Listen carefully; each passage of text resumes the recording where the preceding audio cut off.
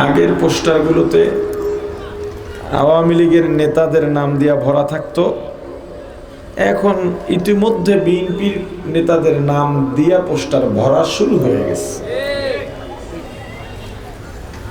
মাহফিলগুলোকে আপনারা মাহফিলের জায়গায় রাখেন, এটা আমি সব জায়গায় বলি।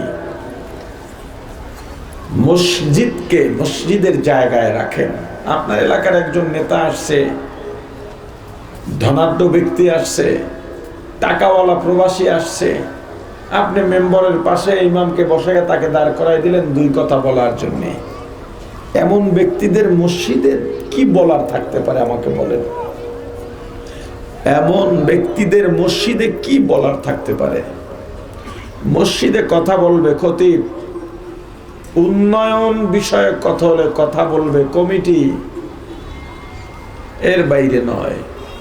কিন্তু দেখা যায় যে এই লোকটা দিন জানে না, ইসলাম কি এটাই বোঝে না, তাকে দাঁড় করাইলেন, উনি আবার কোরআন হাদিস দিয়েই কথা বলতে চেষ্টা করে, অথচ উনি জানে না এটা।